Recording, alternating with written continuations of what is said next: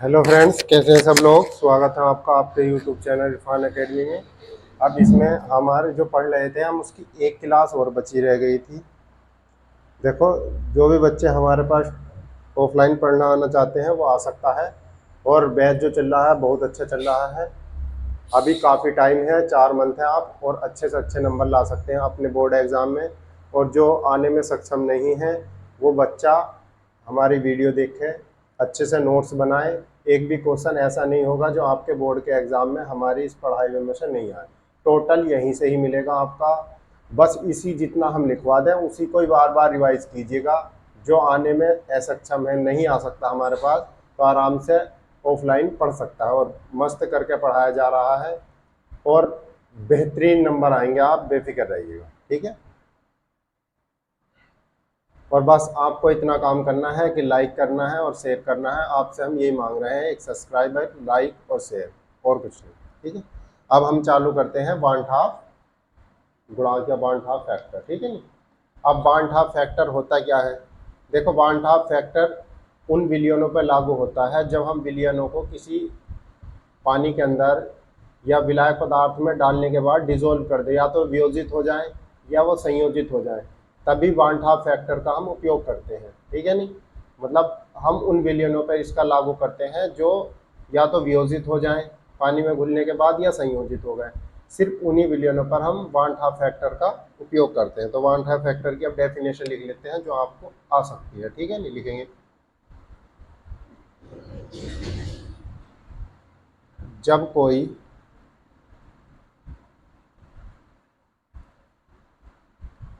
विलय पदार्थ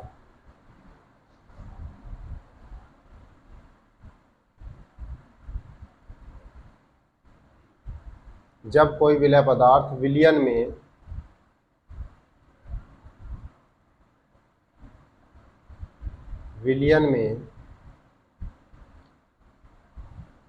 वियोजित या संयोजित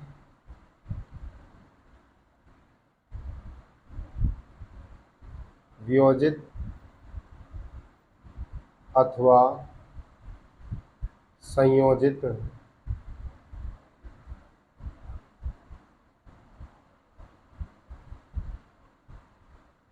हो जाता है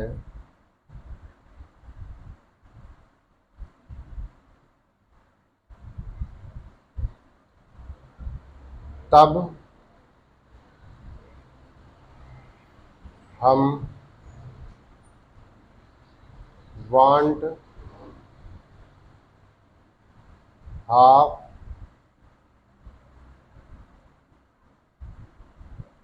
गुणांक आई का प्रयोग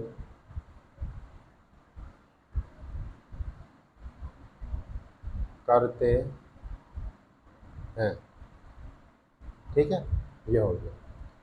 अब ये कब कब हो सकता है, यदि मैं लिख सकता हूं बाल को, जैसे कि आई का मान है, यदि मैं आई का मान बड़ा कर देता हूं 1 से, तो क्या होगा, ये होगा वियोजन। यदि आई का मान बड़ा है किससे, 1 से, तो वियोजन होगा। वियोजन का मतलब टूट जाना। ठीक है नहीं। और यदि आई का मान छोटा है 1 से, तो क्या हो जाएगा, संयोजन।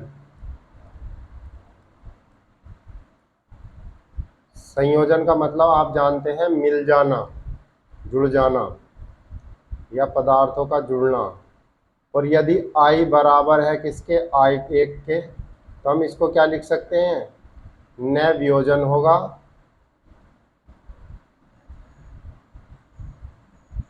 और न ही संयोजन।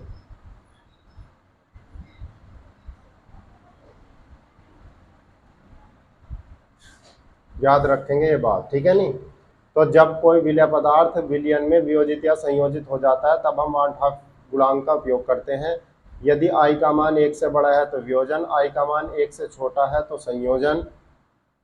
वियोजन का मतलब होता है जुड़ना, संयोजन का मतलब होता है वियोजन मतलब संयोजन, वियोजन का तो मतलब टूट जाना, ठीक है, और संयोजन का मतलब जुड़ जाना। और आई का मान 1 के बराबर है तो न तो वियोजन हुआ है न संयोजन, ये बात ध्यान में रखेंगे। एक आधा मैं क्वेश्चन भी इसमें लिखवा दूंगा। तो अब आप आई की जो है मान निकाल लीजिएगा। आप आई बराबर सूत्र क्या लगा सकते हो तुम, वियोजन या क्या लगा सकते हैं हम, वियोजन या संयोजन, वियोजन या संयोजन के बाद, वियोजन या संयोजन के बाद कणों की संख्या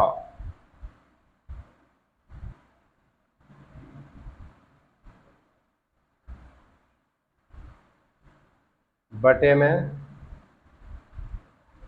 वियोजन या संयोजन, वियोजन या संयोजन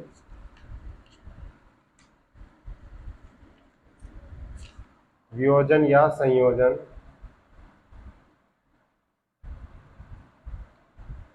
के पहले कणों की संख्या।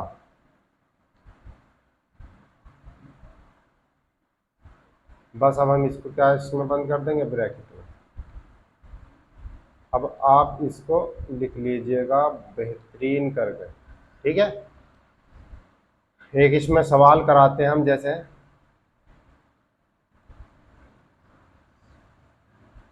देखो, यदि आई बराबर, यदि आई बराबर 1.5 है तो बताइए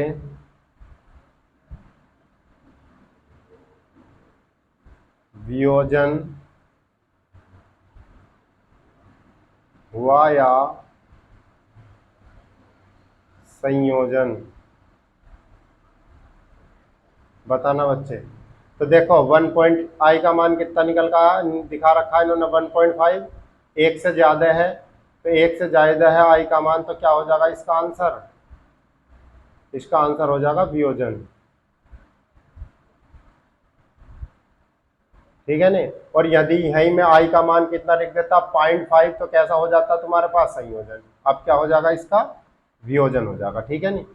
अब इस आप समझ गए ना, क्योंकि एक से ज्यादा है 1.5 है तो क्या हो जाएगा आपका वियोजन। यदि मैं कितना लिख देता आई का मान, अगर मैं आपसे बच्चे लिख दूं 0.5, तो क्या हो जाएगा, ये हो जाएगा आपका संयोजन, क्योंकि आई के मान 1 के मान से तो ये छोटा है, तो ये क्या हो जाएगा तुम्हारे पास, हो जाएगा इसका संयोजन, ठीक है। वियोजन कब होगा, जब 1 से बड़ा होगा। जैसे ये 1.5 1 से क्या है, वो बड़ा है, तो क्या हो जाएगा तुम्हारे पास वियोजन। वियोजन का मतलब क्या हो जाता है, टूटना। पहली वाली इसमें फिर क्रिया लागू हो रही है। अब जैसे ये क्वेश्चन है, 100% वियोजित होने पर NaCl के लिए 1.5 फैक्टर मतलब आई का मान ज्ञात कीजिए। ये क्वेश्चन पिछले साल भी आया था और लगातार दूसरे तीसरे साल ये क्वेश्चन आ जाता है। 100% वियोजित होने पर NaCl के लिए 1.5 गुणांक आई का मान ज्ञात कीजिए। चलो जी ठीक है। अब हम इसका जो उत्तर लिखेंगे, कैसे लिखेंगे हम, NaCl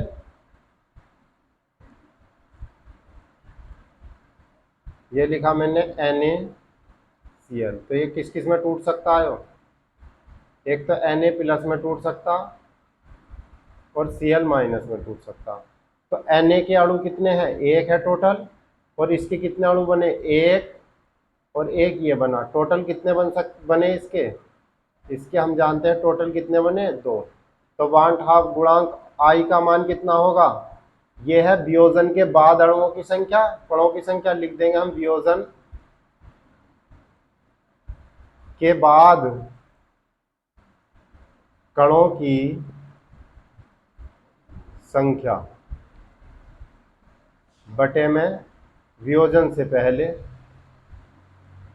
वियोजन से पहले कणों की संख्या। ऐसे ही बिल्कुल अच्छे से नोट्स बना लेना। तो कितना हो गया, आई बराबर, अब यहाँ से इसका वियोजन के बाद तो 2 आया है और अपोन में 1, कितना आ जाएगा, आई का मान 2 आ जाएगा। ये लिख लेना, वियोजन के बाद कणों की संख्या लिख रही है, ये वियोजन से पहले कणों की संख्या, इतना आ गया।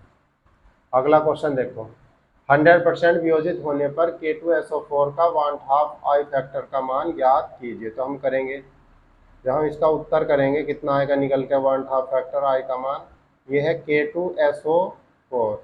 यदि हम इसको तोड़ने लगे कितने में टूटेगा, 2K प्लस में, और SO4 कितना हो गया, डबल माइनस, अपने आयनों में टूट जाएगा। तो टोटल कितने बने, 2 तो यहाँ बना और 1 पूरा ये बना, टोटल कितना बन गया, ये बन गया आपका 3।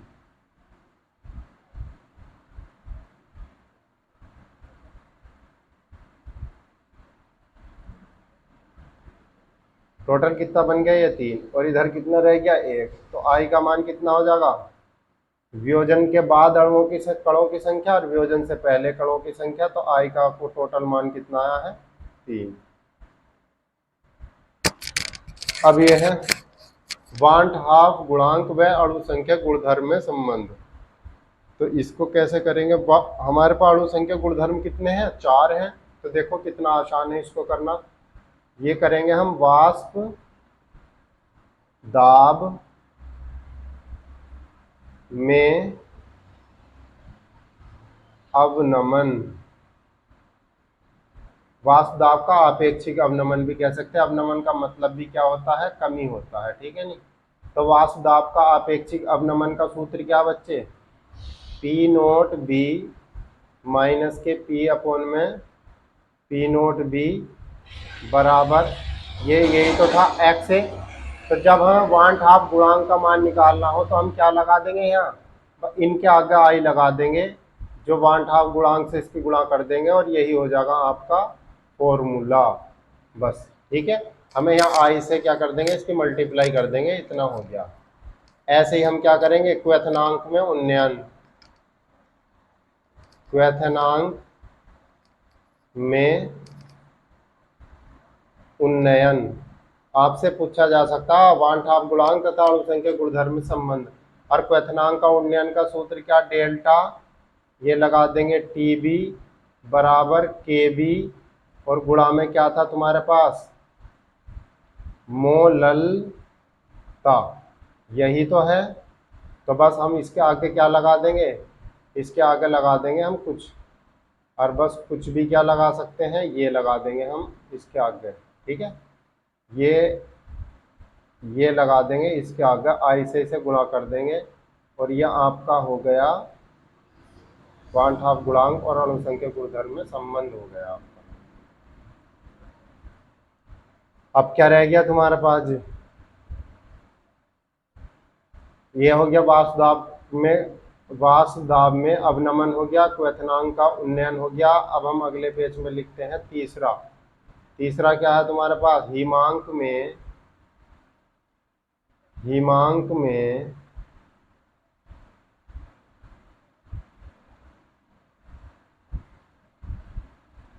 हिमांक में अवनमन,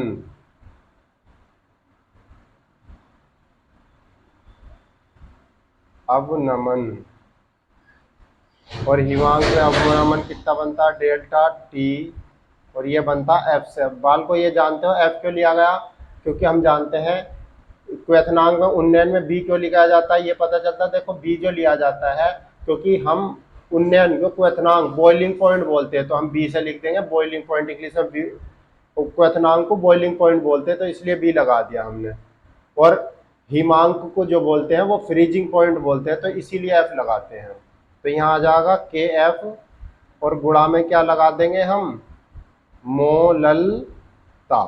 और जब हमने ये गुणा में मोललता लगा दी, तो बस हम इसे क्या करेंगे, इसके आगे आई और लगा देंगे, और आपका क्वेश्चन हो गया पूरा, ठीक है नहीं। ये आ गया तुम्हारा संबंध।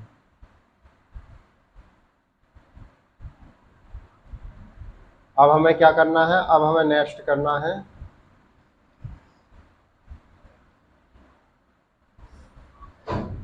चौथा पॉइंट।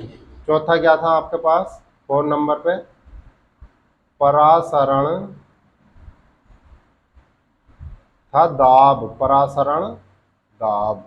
अब परासरण दाब में कराते हैं। परासरण दाब बराबर क्या था, पीवी बराबर सूत्र था NROT। और जब हमें क्या निकालना है, अणु संख्या गुणधर्म तथा काय में बांध ठाप गुणांक में संबंध, तो हम क्या करेंगे, बस इसके आगे लगा देंगे हम आई। ठीक है, और अब हम इसको ब्रैकेट में बंद कर देंगे और हमारा आंसर हो गया पूरा। इसी संबंध को क्या कह देते हैं हम, इसी संबंध को कह देते हैं हम अणु संख्या गुणधर्म तथा वांट हाफ गुणांक में संबंध, इसी को बोल देते हैं। ठीक है, अब हम एक सवाल और आता है, इस पे जो सवाल पूछा जाता है वो हम कर लेते हैं। देखो इनका उपयोग कहाँ कहाँ हो सकता है। ये कह रहा है 27 डिग्री सेंटीग्रेड पर 27 डिग्री सेल्सियस ताप पर 5.85 ग्राम 5.85 ग्राम, ये 5 पॉइंट है, 5.85 ग्राम NaCl के विलयन के 2.98 लीटर विलयन का परासरण दाब क्या होगा। चलो जी, परासरण दाब क्या होगा। तो अगर हम 2.98 ना करें, क्योंकि इसको थोड़ा सा सवाल में कमी है इसमें, तो इसमें हम इसको करते हैं,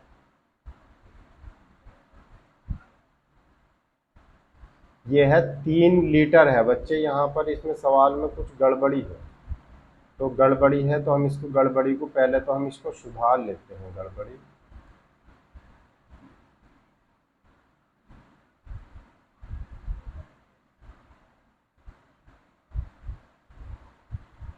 ये है आपके पास 3 लीटर। ठीक है, कितना है 3, और ये है लीटर, 3 लीटर विलियन में। अब हम इसको कर देते हैं। 27 डिग्री सेल्सियस ताप पर 5.85 ग्राम NaCl विलयन के 3 लीटर विलयन का परासरण दाब क्या होगा यदि NaCl 100% वियोजित हो रहा हो। ये सवाल है, क्योंकि हम परासरण दाब का तो निकाल ही लेते हैं। अब देखो T का मान कितना दिखा रखा उसने, 27 डिग्री सेल्सियस, और मैं इसमें 273 ऐड करूँगा तो कितना हो जाएगा तुम्हारे पास, 300 आ गया। ठीक है, ये आ गया 300 केल्विन में इसका ताप आ गया। यदि मैं WA का मान निकालूं, भार कितना दे रखा, 5.85 ग्राम, और जब भी मैं अणु भार निकालता हूं इसका तो भी कितना आएगा, 58.5 इसका अणु भार आ जाएगा। कैसे निकलेगा, हम जानते हैं NaCl, Na तो होता 23, Cl होता तुम्हारे पास 35.5, टोटल हो जाएगा 58.5। ठीक है, ये आ गया आंसर। अब क्या रह गया, इतना विलयन के 3।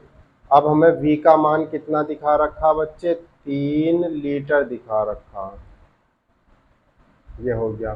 परासरण दाब P का मान जो है काउंट करवा रिया है, 100% NaCl वियोजित हो रहा, तो NaCl को तोड़ेंगे हम, NaCl एरो Na प्लस में, और प्लस में कितना आया Cl माइनस, 1 हो गया, 1 ये हो गया, टोटल कितना हो गया 2, और 1 ये हो गया। तो N का मान कितना निकल का आगा, वो I का मान कितना निकल का आया तुम्हारे पास, 2/1, क्योंकि इन दोनों को जोड़ लेंगे हम, इन दोनों का मान कितना आ जाएगा 2, तो 2/1, तो I का मान टोटल कितना आया आपके पास 2। समझ में आ रही नहीं बात। अब क्या बचा रह गया आपका, परासरण दाब पूछा, देखो P बराबर, सूत्र लगा देंगे हम, कितना, P बराबर, देखो सूत्र था आपका PV बराबर NRT, मगर क्योंकि ये बात दी हुई है 100% वियोजित हो जाता है, तो इसमें I का भी मान काउंट करना पड़ेगा। आपको पूछ रहा परासरण दाब, तो सूत्र बस ये बन जाएगा आपका, I का मान तो कितना, I का मान लगा देंगे हम, और यहाँ WA अपॉन में कितना लगा सकते हैं, एम ए, और गुणा में क्या लगाया जाएगा, वी आयतन, और आर का मान लगाएंगे और टी का मान लगाएंगे। पी बराबर कितना हुआ, ये आपका आई का मान तो आया 2, इसका मान आ गया 58.5.85 और ये आया आपका 58.5 अणुभार। आयतन कितना दे रखा, 3 लीटर। गुणा में आर का मान हम लगाएंगे क्योंकि आर का मान हम जानते हैं ऑलरेडी 0.0821, ये पॉइंट लग रहा है, ठीक है, 0.0821। आर का मान लगा 0.0821, बिल्कुल आर का मान हो गया। टी का भी मान काउंट करना, तो टी का मान कितना लगाना हमको, 300 केल्विन ताप पर। अब हम इससे ये काट दिया, कितना बचा, 0 बचा, ठीक है नहीं। अब हमने देखो इससे ये पूरा कट गया आपका, नीचे कितना बचा 10, इस 0 से ये भी 0 काट दो, पूरा कट गया। 3 से काटते हैं तो ये आ गया तुम्हारे पास 15, 15 की इसमें गुणा करेंगे तो कितना आ गया 30, ये आ गया 30, और गुणा करेंगे कितना 0.0821, और P बराबर कितना आ जाएगा, 0 तो आने ही आना है, 3 ही करना, 3 3 दूनी 6, 3 अट्ठे 24। अब दशमलव कितने अंक के बाद लगाना, 4 अंक के बाद, 1 2 3 और 1 4, आंसर आ गया ये। और बस हम इसको ब्रैकेट में बंद कर देंगे तो आपका आंसर हो गया। एक बार देख लेना, कैलकुलेशन में शायद कमी नहीं होने की है, बिल्कुल इससे ये काट दिया, इससे ये काट दिया, ये 15 आ गया, नहीं हो गया गड़बड़ी, तो हो गई गड़बड़ी बच्चे, हो गई गड़बड़ी। गड़बड़ी कहाँ हो गई हमसे, गड़बड़ी हो गई है यहाँ पर। चलो दोबारा ही कर देते इतना।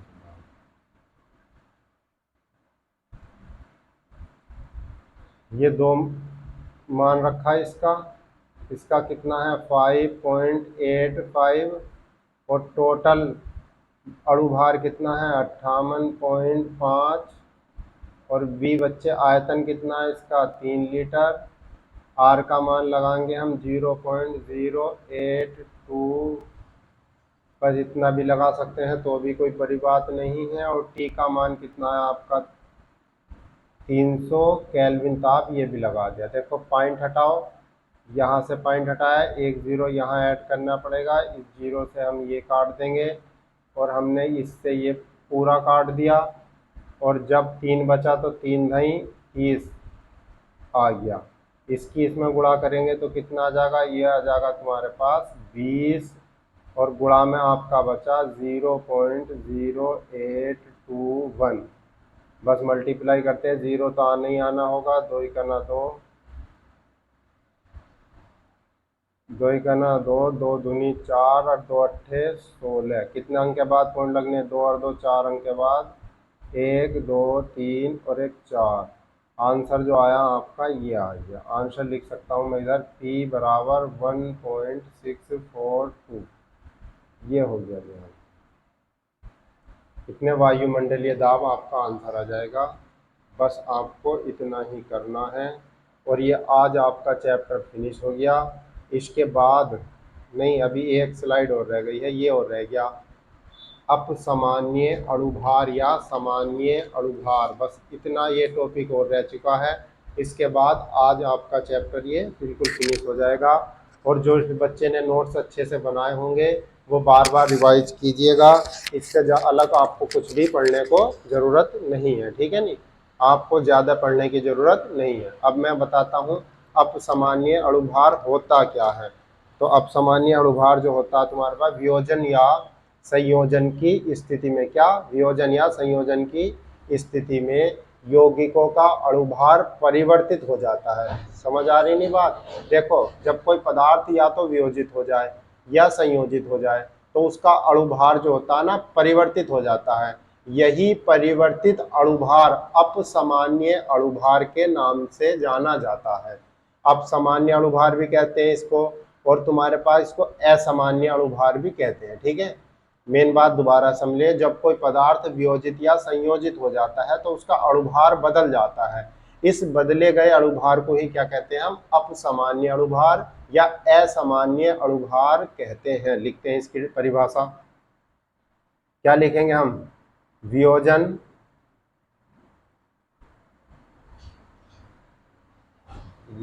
या संयोजन, वियोजन या संयोजन की स्थिति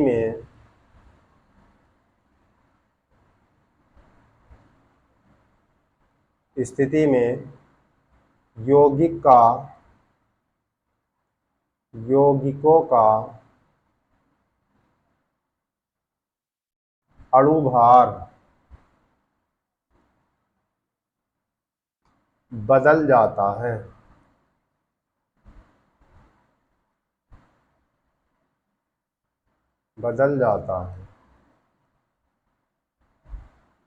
इस प्रकार प्राप्त नया अणुभार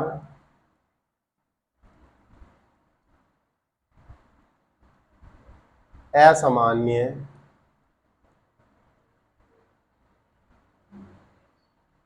अणुभार कहलाता है।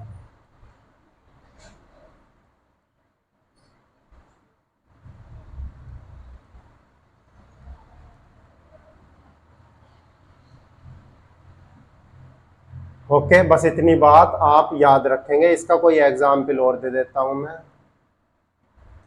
एग्जाम्पल अच्छा सा क्या दे सकते हैं, जैसे दे दिया मैंने, चलो KCl ही ले लेते, पोटेशियम क्लोराइड, और जब मैं इसका क्या करा देता हूँ, वियोजन करा देता हूँ,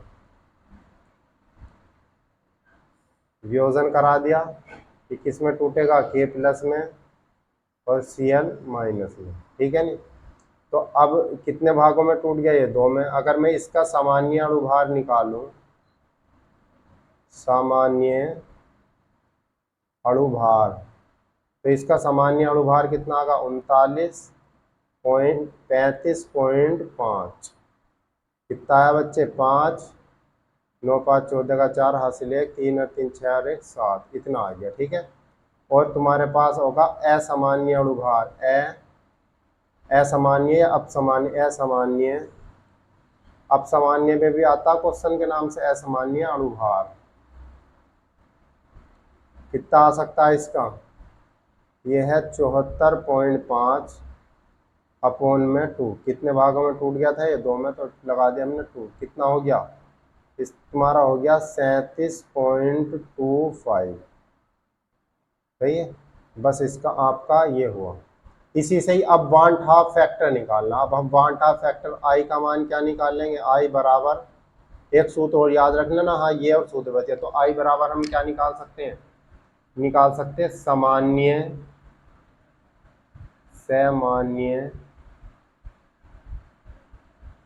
अणुभार। क्या है, सामान्य अणुभार बटे में असामान्य अणुभार।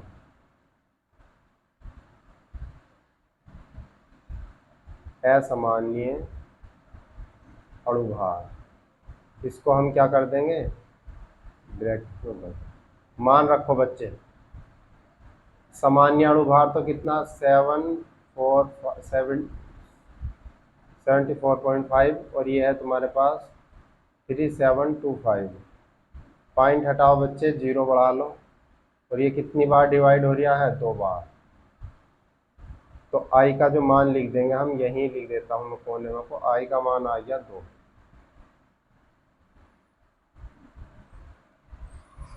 आपको असामान्य, अपसामान्य, असामान्य अणुभार आवे तो इतना करना है। डेफिनेशन आवे तो आपको बस यहीं तक कर देना। अगर आपसे इसी के द्वारा वांट हाफ फैक्टर निकालना है तो आप लगाना सामान्य अणुभार ऊपर, असामान्य अणुभार नीचे, या वियोजन से पहले का अणुभार ऊपर और वियोजन के बाद का अणुभार नीचे रखेंगे और डिवाइड कर देंगे, तो हमारा क्या निकल कर आ जाएगा, आई का मान निकल आएगा। आज आपका ये पूरा चैप्टर फिनिश हो गया। अब मैं तुम्हें जो क्वेश्चन कराऊंगा ना 2 से 3 दिन, वो वे कराऊंगा जो आज तक यूपी बोर्ड में सॉल्यूशन चैप्टर में आए हैं। विलियन चैप्टर में जितने भी आज तक क्वेश्चन आए हैं वो इसी चैप्टर में 2-3 दिन क्लास इसी की चलेगी। तो आप हमारी वीडियो को देखिएगा और बस हमसे इतना चाहते हैं आपसे कि आप सब्सक्राइब करिएगा और लाइक करिएगा। इसके अलावा हम आपसे कुछ नहीं मांग रहे, बस लाइक और सब्सक्राइब करते रहें और शेयर करते रहें, ठीक है नहीं। अब आपको जो मिलेगी एक रोज डेली वीडियो तो मिल ही रही है आपको, बस हमें जो अगला जो पढ़ाना है वो उन क्वेश्चनों को पढ़ाएंगे जो आज तक बोर्ड में आए हुए हैं, ठीक है। और आप अच्छे से तैयारी करिएगा, इंशाल्लाह आपके बहुत अच्छे नंबर आ जाएंगे।